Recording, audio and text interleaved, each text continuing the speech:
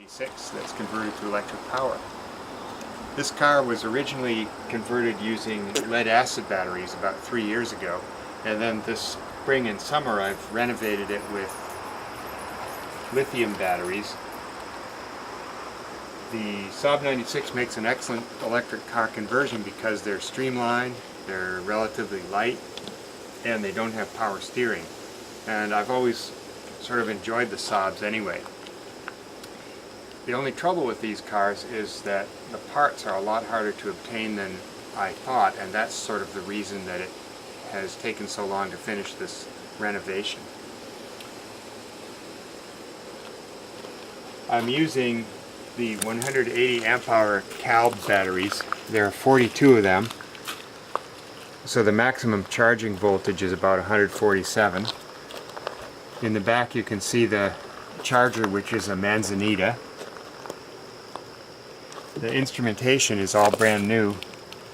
The JLD 404 is in the dashboard. The net gain interface module comes in handy, and there's an old ammeter which I haven't hooked up yet. I'm going to use that for charging.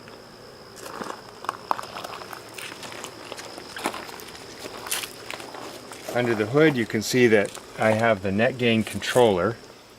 The motor is mounted in an unusual kind of a way. It's a clutchless design, and you notice that the motor is held in a welded framework made out of aluminum.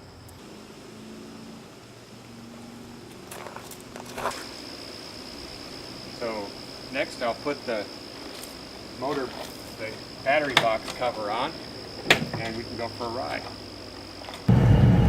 Comparing the way the car drives with the new batteries versus the old lead acid batteries is an amazing difference, because it's, after all, over 500 pounds lighter. So we're taking off in third gear.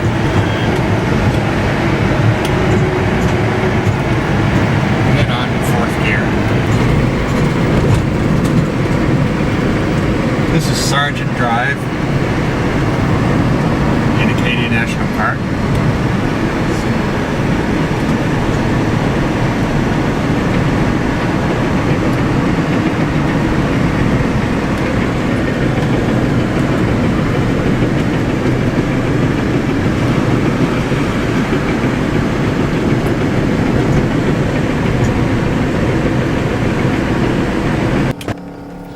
So, here we are back at the driveway after a successful test ride.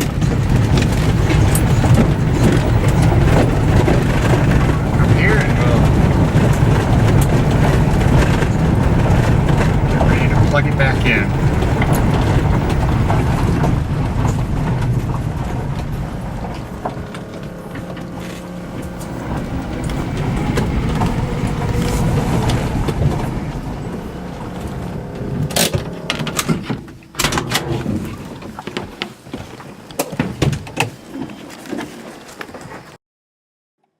And here on the back of the car is the logo that lets people know it's electric.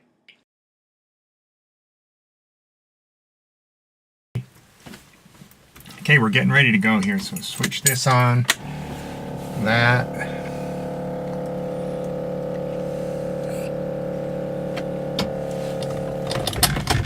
Now we're going to take off in third gear.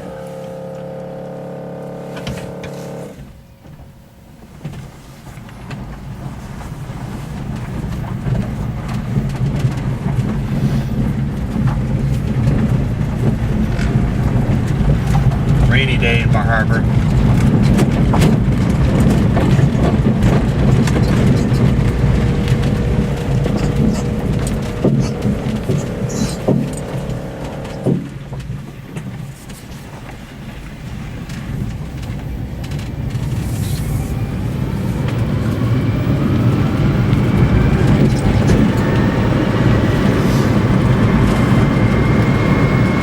So, on these kind of hilly roads like we have here, I'm getting about mile for every 2 amp hours or a little less, and that's giving an estimation of the range of close to 80 miles, which I'm happy with.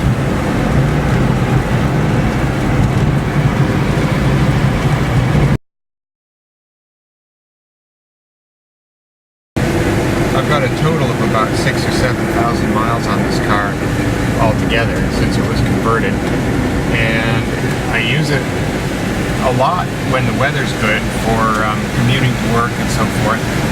I don't like to drive it in the winter because of the salt that gets on the road, and I was just be worried about rusting or causing short circuits and so forth. So I'm about ready to put it away for the winter. But I got rid of a few rattles and vibrations just... Oh my God!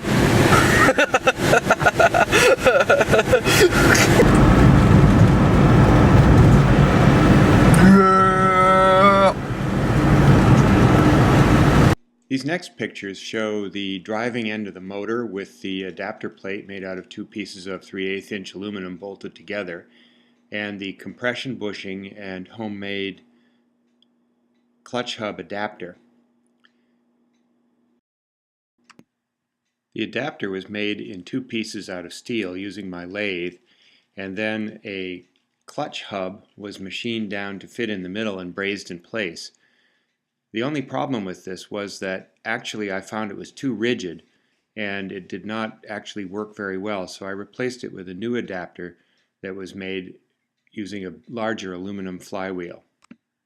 For this one, I centered the flywheel and another clutch disc on the lathe, and then bored holes and carefully bolted the new clutch disc onto this flywheel so that it was centered.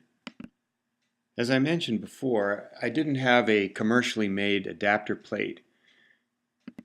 Instead, with this box around the motor, I was able to just stand the whole thing upright on end and then place the transmission onto it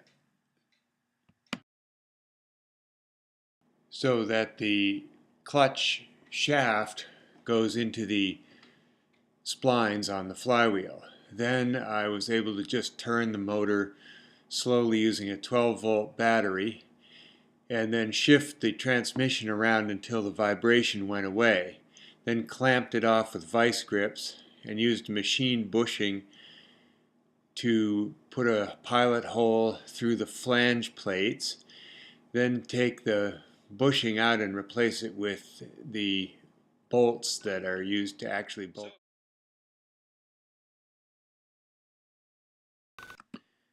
So if anyone wants to get around having a custom machined adapter plate, that method actually does work, and there really is virtually no vibration right up to about 5,000 or 6,000 RPM, which is as high as I've gotten it to go.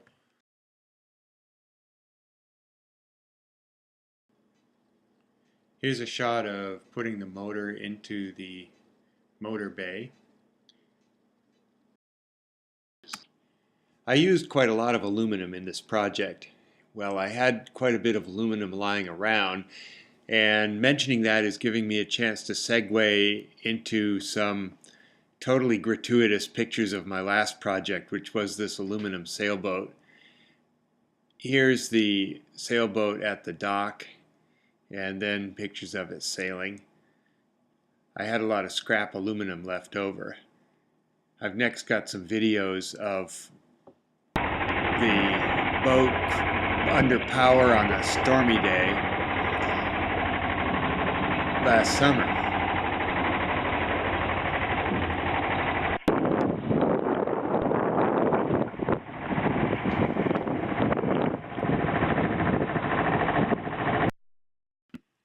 Here's the way the motor compartment looked with the lead batteries and the original controller, which was from Logisystems. Unfortunately, that controller actually caught on fire. This shows the end of the controller case all burned out and melted. Here's a picture of the installation of the golf cart batteries originally, and then how I reused the fiberglass and plywood boxes to hold the new lithium-ion set.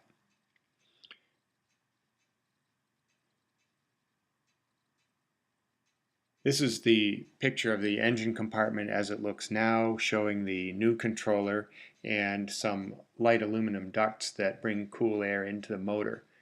That's a Netgain impulse motor which has got plenty of power to run this car and hardly gets warm really, even after being run quite hard.